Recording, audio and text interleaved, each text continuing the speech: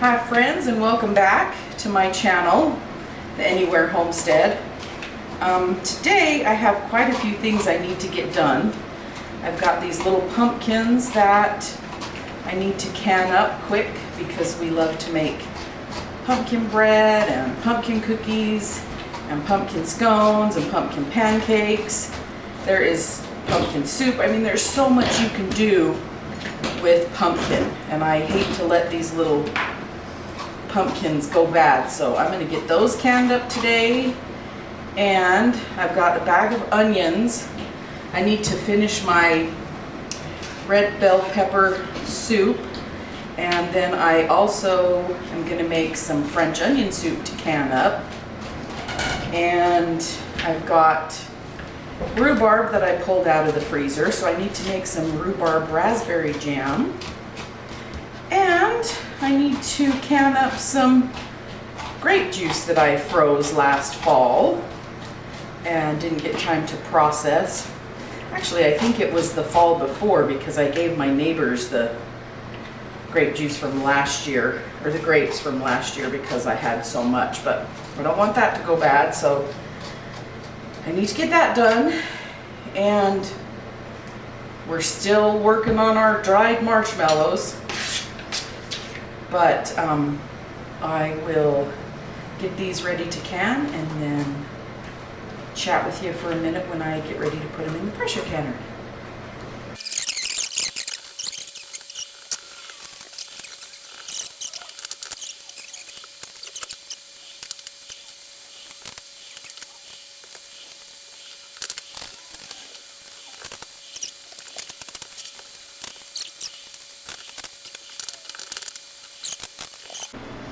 Okay guys, we're back. That was a process that, sheesh, don't let your pumpkins get that old. Anyway, I've sliced it up, well, diced it up, cubed it up, there you go. And then you have to boil it for 2 minutes. That is according to the U.S. Home Canning and Preservation guidelines. When you put this in the jars, you don't want to smash it, because you can't can pumpkin puree safely at home. You have to do it in cubes so that the temperature in the center of the jars and the center of the pumpkin can reach the temperature that you need it to be at. Now, these jars are hot and sterilized, and I've got my water in my canner heating up as well, so you don't want thermal shock. And then I'm just gonna put these in the jars.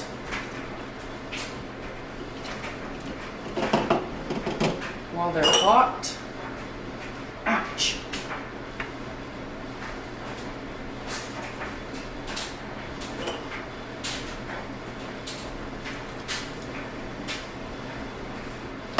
And I always just do it to the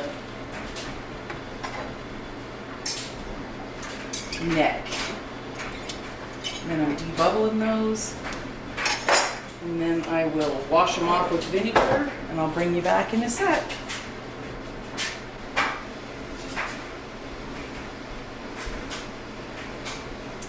Okay, I got all of the jars filled, and now I'm going to wipe the rims with vinegar.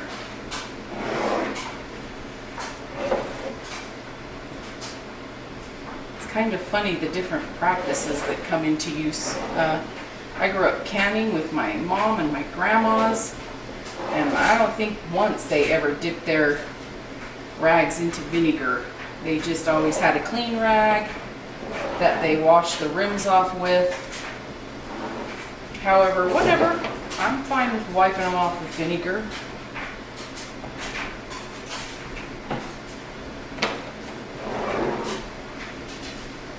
And these jars are not packed. Remember, you don't want to pack them.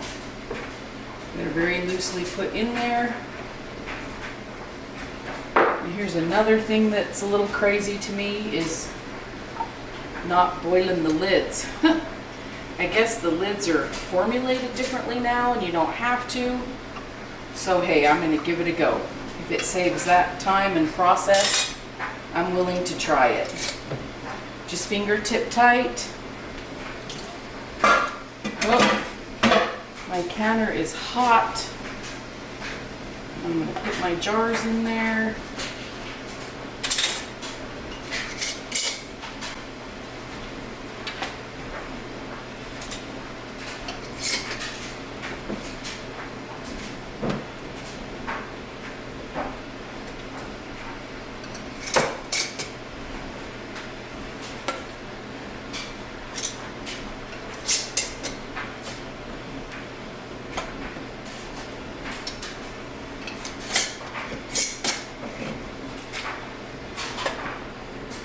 Gosh, I left my weight in there. That's too funny. You know what else is funny? It's not funny. My mother had, had rheumatoid arthritis. She developed it when I was 2 months old. She was 23 years old. And so stuff was really hard for her to do. And I remember when she used to can, she had the hammer out and she would hammer. Once she screwed the lids down, she probably couldn't screw them down very tight, but she would hammer those lids down. I mean, we're still here, we didn't die. And I have 3 brothers. So always check your canner to make sure you can see light through it. Everything looks good. And then line this up with the V. Put that on. Now, when there's a steady stream coming out, we'll start the timer for 10 minutes and we'll give it 10 minutes.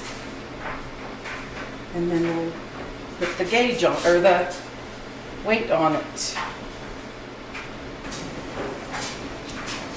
Okay guys, my canner, you can see the steam has been venting for 10 minutes.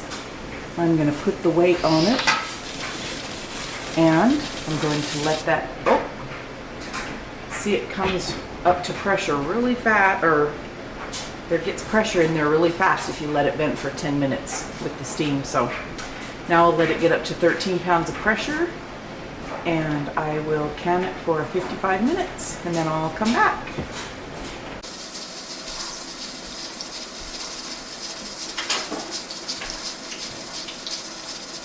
Okay, well my little old canner is rocking and rolling with the pumpkin in it. I am going to get the rest of my red bell pepper soup made up here. So I've got 3 onions. And I just want to cook them down and get them translucent. And then I'll add my garlic and the peppers back in the broth. And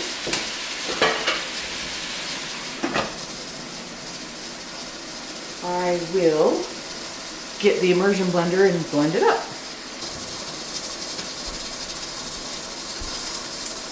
Okay guys, so I've got my onions all boiled down and they're nice and translucent. It's got my garlic in there as well.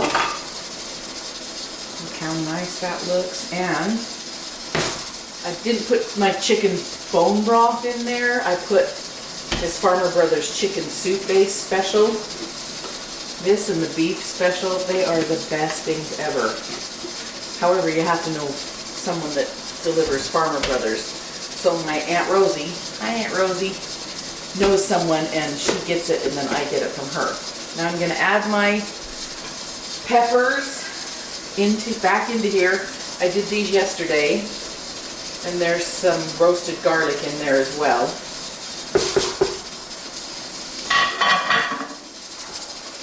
And I'm going to get those heated up and add some more water. Then I'm going to mix it all up with my immersion blender and wait for the pressure canner to become available, and then I'll pressure can this soup. Now I'm not putting chicken in mine, so it's just vegetables. So according to the National Center for Food and Home Preservation, Home Food Preservation, National Center for Home Food Preservation, you don't have to pressure cook this as long, so it's only 35 minutes without the meat. If you have the meat in there, it's 75 minutes for pints and 90 minutes for quarts, but I'm just doing the vegetable soup. I'm not putting any meat in mine. So, when this is cooked a little bit more, I'll bring you back. Okay guys, the pressure canner's done. The valve has dropped. There's no more pressure. So I'm going to unlock it. Always open it away from your face. And then I'm just going to let it sit there for 10 minutes and kind of acclimate. So I'll bring you back in a few minutes.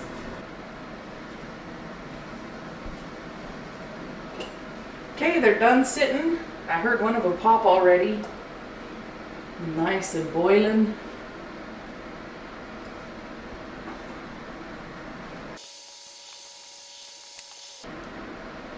Okay, that's exciting. 8 jars that I didn't have on my shelf before today. We will definitely use them and love them. Now I'm going to get the red pepper soup all canned up. I just got my jars out of the dishwasher and I put some, this is Jenny Gough's recipe, and these are my sun-dried tomatoes. I did add Frank's red hot sauce because everything's better with Frank's hot sauce in it, right? And some crushed red pepper flakes. So I'm going to heat that up and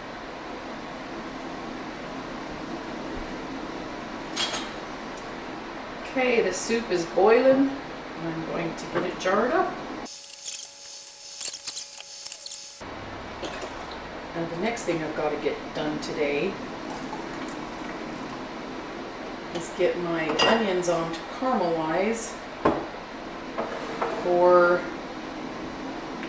my French onion soup.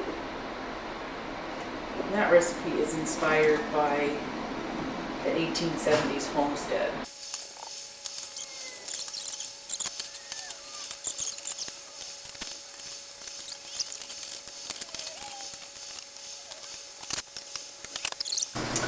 Alright guys, the soup is up to temperature and it's got 27 minutes left. Up to pressure, I guess I should say. And now on to the next project. Now we're doing French onion soup.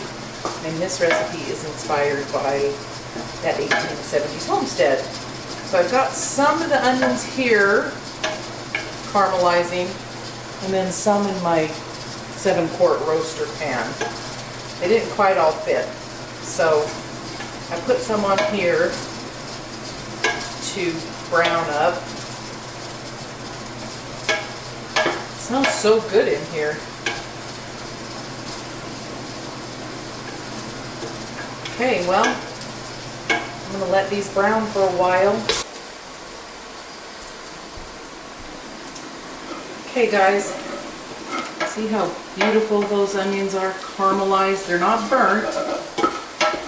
They're nice and caramelized. I'm going to deglaze the pot so that we get all of that yummy richness from the bottom of the pan. I still have a bunch of onions over in the 7-quart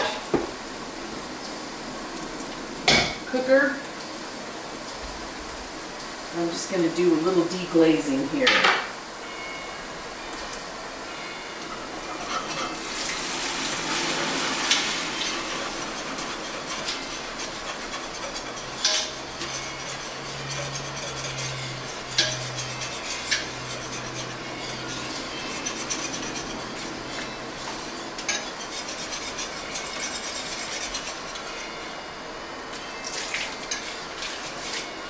That's just going to add so much depth and flavor to this onion soup.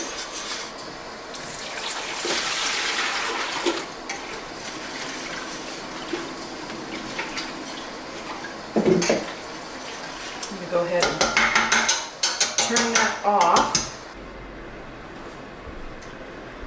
Okay guys, today I'm gonna finish off my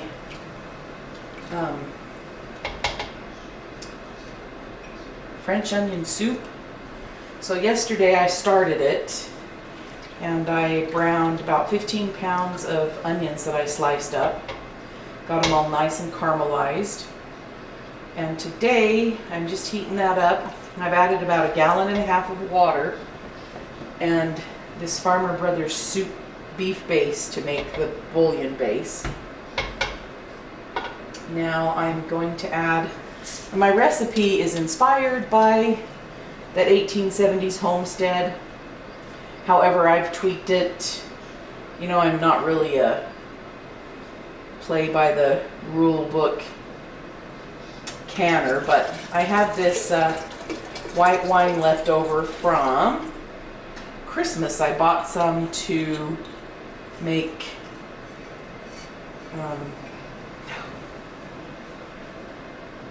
fondue. There you go, cheese fondue. We don't drink in this house, but I cook with it occasionally, so I'm adding that in there. Tablespoon of brown sugar. Oh my gosh. Woo! And red balsamic vinegar.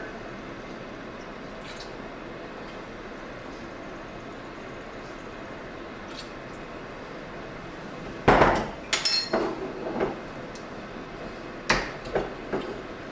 some Worcestershire sauce.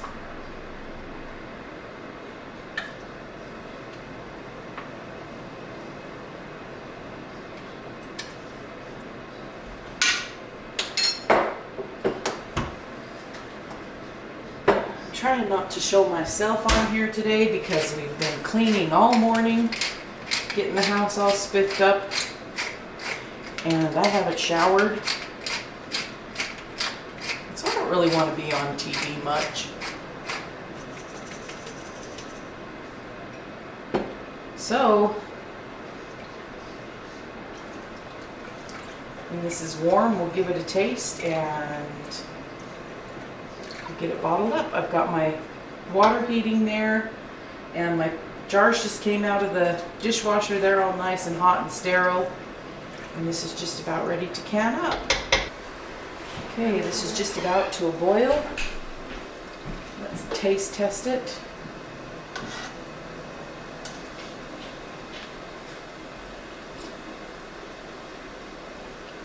You guys, that's delicious. I did add about a tablespoon of garlic and some bay leaves and probably a teaspoon of onion powder.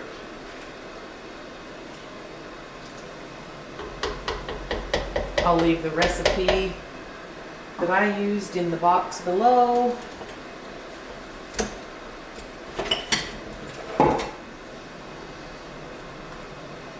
Okay, we're going to get this jarred up and in the canner, and I'll bring you back when it's coming out of the canner.